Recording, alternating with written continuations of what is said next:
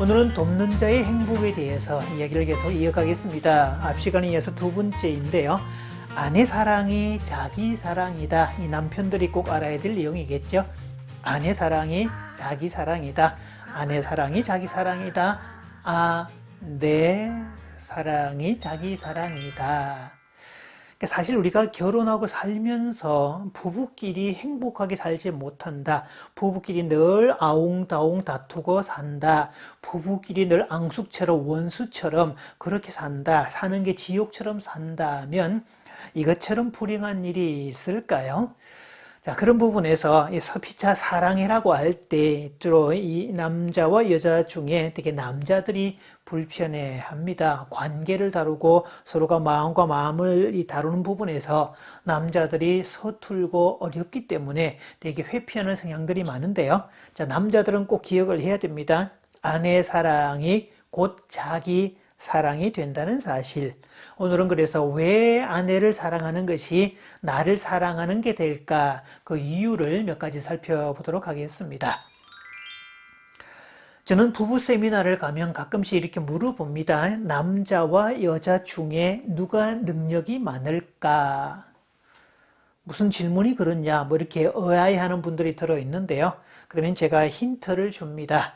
그저 먹고 마시는 생존의 기능, 뭐 인지지능이나 업무 수행 능력이나 이렇게 생존에 관계된 능력 말고 관계의 영역, 서로가 관계하고 소통하고 이야기를 나누고 마음을 알아주고 공감하는 그런 기능들, 그런 부분에서 누가 능력이 많냐라고 묻는 질문입니다.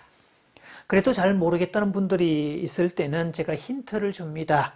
창조 순서를 잘 보시면 이 남자와 여자 중에 누가 구모델이고 누가 신모델일까요? 라고 힌트를 주죠. 자, 누가 구모델이고 누가 신모델이죠? 남자인 아담이 구모델이고 여자인 하와가 신모델이 되죠. 그래서 관계적인 측면, 소통의 측면, 공감하고 마음을 나누는 그런 측면에서는 여자들이 훨씬 더 월등하다는 것을 일단 전제하고 출발을 합니다. 그럼에도 불구하고 왜 남자들이 부각되고 남자 중심의 사회가 만들어졌을까? 이 지구의 역사 전체를 통틀었을 때 지구의 역사는 남성 중심이었습니다. 최근에 이르러서 현대 사회로 오면서 여성의 가치가 상대적으로 올라가고 평등권이 만들어지면서 이만큼의 어떤 수준이 만들어진 거지만 사실 지구 전체 역사를 비춰볼 때 남자가 우선시되고 남자가 부각되고 남자가 존중되는 그런 문화 속에서 살아왔었습니다. 자, 왜냐하면 남자는 생존 전문가로 만들어졌기 때문에 처자식을 먹여 살리는 주체, 자기 부족과 자기 가족을 지켜내는 존재, 그런 존재로 이 부각이 될 수밖에 없었죠.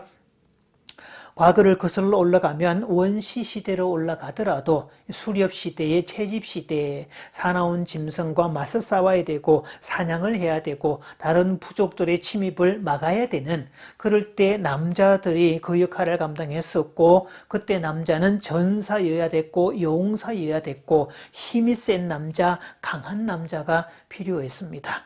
그 이후에 정착을 했던 시대도 농경사회인데요. 농경사회도 기계가 발달하지 않았던 시대였기 때문에 남자의 권력이 중요시되었던 시대였고 전쟁은 더더욱 남자들이 부각되는 시대였지요. 그래서 이 지구의 역사, 오랜 역사에서 남성 중심의 어떤 그 문화가 만들어질 수밖에 없었고 남자 우월주의나 남자를 우선시하는 그런 풍조가 만들어질 수밖에 없었습니다. 자, 지금도 제3세계 아주 너무 가난하고 생존의 문제가 급급한 그런 지역, 그런 나라일수록 남자의 가치가 상대적으로 높고 그런 지역일수록 이 가부장적 문화가 발달될 수밖에 없는 것은 남자들이 생존을 책임지는 생존 전문가이기 때문입니다. 사람은 먹고 마시는 문제가 해결되어도 그것으로 만족하는 존재가 아닙니다. 짐승들이야 그저 먹이 문제, 안전 문제만 해결되면 끝나겠지만 사람은 그 모든 것들이 해결되어도 그 다음 욕구가 발동이 됩니다. 이것을 심리학자들은 욕구 단계설이라고 말을 쓰는데요. 모든 심리학자들은 대체로 욕구 단계설을 제시합니다. 우리가 흔히 가장 많이 알고 있는 욕구 단계설이 인본주의 심리학자 아브라함 메슬로우의 5단계 욕구 단계설이죠. 1단계 생리적 욕구, 2단계 안전에 대한 욕구, 3단계 애정과 소속에 대한 욕구, 4단계 자기 존중의 욕구, 5단계 자아 실현의 욕구, 이렇게 해석이 됩니다. 그죠? 먹고 마시는 문제가 해결되고 나면 그 다음에 관계의 욕구, 자아 실현의 욕구로 점점 더 올라간다라고 하는데요. 현실 치료의 창시자 윌리엄 글라스가 말했던 욕구 5단계도 거의 비슷합니다. 이 글라스는 1단계는 생존의 욕구, 2단계 사랑과 소속의 욕구, 3단계 힘의 욕구, 4단계 자유의 욕구, 5단계 즐거움의 욕구, 이렇게 얘기를 하는데요. 이 메슬로우의 욕구 단계설과 비교해 보면 메슬로우의 1단계 생리적 욕구와 2단계 안전에 대한 욕구까지를 이 글라스는 생존의 욕구 1단계로 처리를 했고요. 글라스가 말했던 2단계 사랑과 소속의 욕구는 이 메슬로우의 3단계 애정과 소속의 욕구에 해당이 되죠. 그 다음 이 글라스가 말했던 3단계 힘의 욕구, 4단계 자유의 욕구, 5단계 즐거움의 욕구는 메슬로우가 말했던 4단계 자기 존중의 욕구, 힘의 욕구하고 연관이 되죠. 그리고 5단계 자아 실현의 욕구는 글라스가 말했던 자유의 욕구와 즐거움의 욕구로 이렇게 연결해 볼 수 있습니다. 뭐 약간의 등급의 차이는 있지만 기본 맥락의 구조는 똑같이 만들어져 있다는 것을 보게 됩니다. 한국 사회에서도 그래서 부부 사이에 지각 변동이 일어났던 시대가 있었는데요. 그 이전의 가정은 안정성이 중요했더라. 결혼의 안정성이 높았던 스테빌리티는 높았더라. 왜 남자들이 열심히 일을 하고 돈을 벌어오고 가정경제를 책임져서 처자식을 먹여 살리는 일을 하면 그것으로 남자 역할은 다 했다라고 이렇게 암묵적인 어떤 사회 분위기가 그렇게 만들어졌었죠. 그래서 그때는 남자가 경제적 책임만 이수해도 꽤 괜찮은 남자였고 그 책임을 이수했다면 뭐 딴짓 좀 해도 괜찮다 이런 암묵적인 어떤 그 허락까지 분위기까지 만들어져 있었습니다. 큰 소리를 칠 수 있었죠. 그때마다 이 급여 봉투, 월급 봉투를 내놓고 그러면서 아껴 쓰라. 내가 처자식 굶겼냐? 이렇게 말을 할 수 있었습니다. 그때만 해도 이 남자들의 어깨 힘을 잔뜩 줄 수 있는 그런 시대였었죠. 그런데 90년대로 들어서면서 기본적으로 생존의 문제가 해결이 되고 기본 생활이 이제 안정이 되고 복지 정책이 만들어지면서 소위 말하는 굶어 죽는 사람이 없는 어떤 사회가 되면서부터 생존의 욕구를 넘어선 이 사랑과 소속의 욕구가 발동이 되기 시작을 하지요. 그래서 이 생존 전문가인 남자는 생존의 문제를 해결을 해도 관계 전문가인 여성의 입장에서는 사람이 밥만 먹고 사냐? 어떻게 사람이 밥만 먹고 사냐? 이렇게. 그래서 남자가 내가 처자식 굶겼냐? 라고 큰 소리 치면 굶기지는 않았지. 그런데 어떻게 사람이 밥만 먹고 사냐? 이렇게 말하는 여성들이 생겨나기 시작을 했습니다. 자, 이렇게 욕구 단계설이 있을 수밖에 없는 것은 사람은 관계적 동물이고 즉 사회적 동물이기 때문입니다. 그래서 인간은 죽을 때까지 관계를 필요로 하는 동물이더라 라고 이야기를 합니다. 창세기에도 아담은 처음에 남자인 아담은 혼자 있었고 혼자 일이 있었고 그래 있었는데요. 그 광경을 지켜보신 하나님이 뭔가 마음에 들지 않았다는 거죠. 그러면서 사람이 독처하는 것이 보기에 좋지 못하다 라고 생각하시고 그 독처하는 남자를 그냥 둘 수 없어서 돕는 배필 하와 이브를 창조해서 연결시켜 주셨죠. 그래서 사람은 처음부터 독처하는 것이 보기 좋지 못하다. 사람에게 가장 힘들고 어려운 것이 고독에 해당이 된다. 이것도 알 수 있습니다. 그래서 이 남자인 아담, 독처하는 남자 아담을 위해서 하와를 만들어서 관계적 동물로 연결시켜 주셨다라는 건데 이때 돕는 배필이라는 말의 뜻을 한번 짚고 넘어가야 됩니다. 우리가 흔히 배필이라고 말을 하면 짝지, 파트너 혹은 커플 뭐 이렇게 짝을 얘기하는 개념으로 쓰이지만 성경에서 말하고 있는 이 배필이라는 말은 앞에 돕는 배필이라고 단서를 붙여놨죠. 말 그대로 돕는 자, 헬퍼라는 뜻입니다.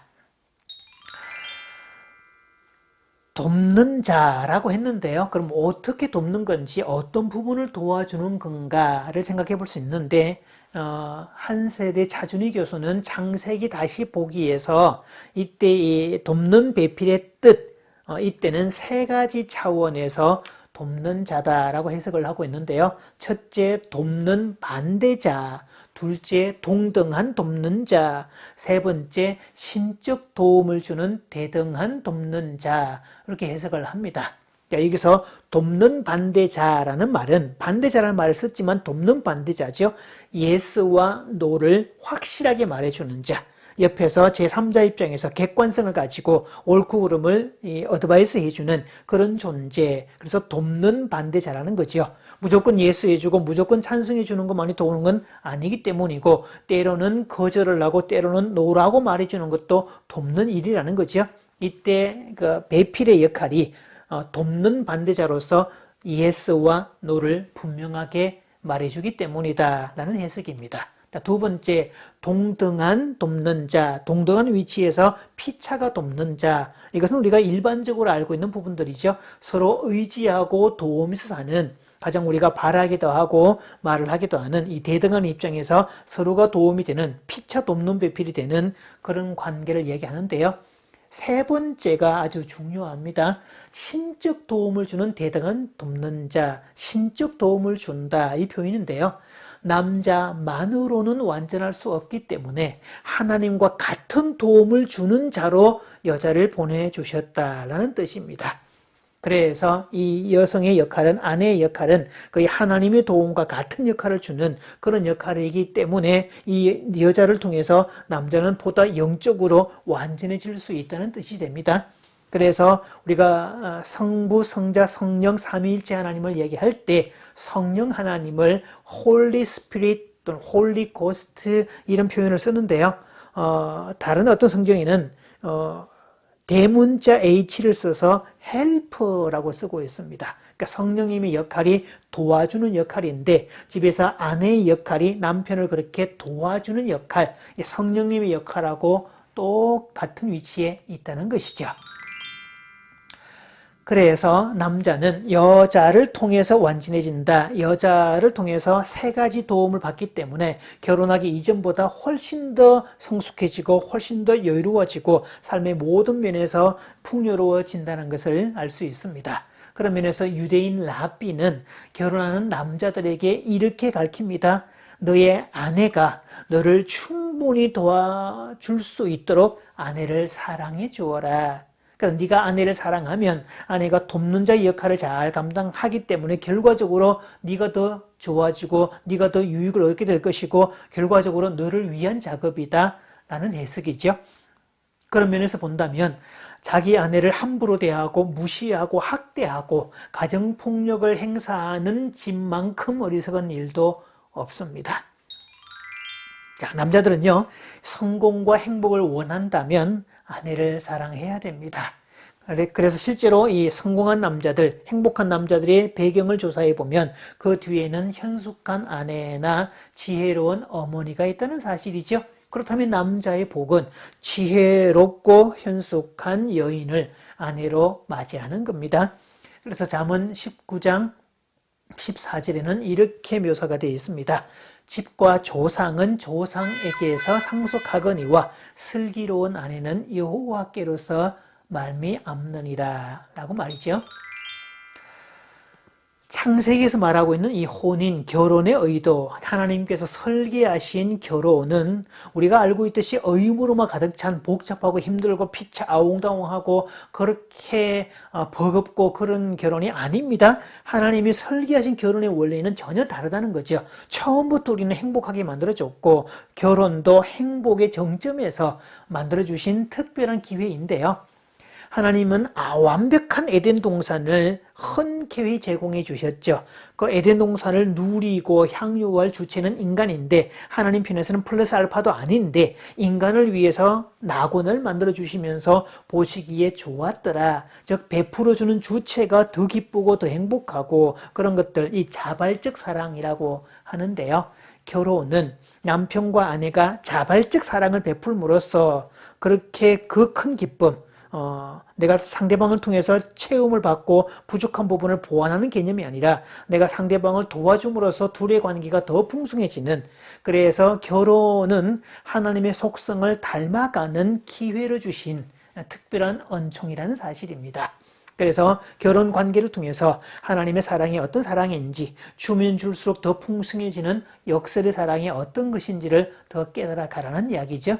그래서 특히 남자들은 자기 아내를 사랑하면 사랑할수록 그 아내가 자기를 도와주기 때문에 나는 점점 더 성숙하고 점점 더 향상되고 점점 더 성공하고 점점 더 행복해지는 주체가 되는 건데요. 또 남자가 그렇게 올라가면 같은 도움을 줬던 여자도 같이 부부로서 더 행복해지고 더 여유로워진다는 거지요. 그래서 관계는 항상 둘 다 좋아야 된다는 기본 전제가 깔려 있습니다. 그곳이 바로 천국이고 피차 좋은 윈윈의 관계가 성립이 된다면 가정이든 직장이든 그곳이 천국이 되겠죠. 마치면서 질문 2가지 드리겠습니다. 자, 남자는 왜 자기 아내를 사랑해야 될까요? 자, 2번째, 왜 심리학자들은 공통적으로 욕구 단계설을 말하고 있을까요?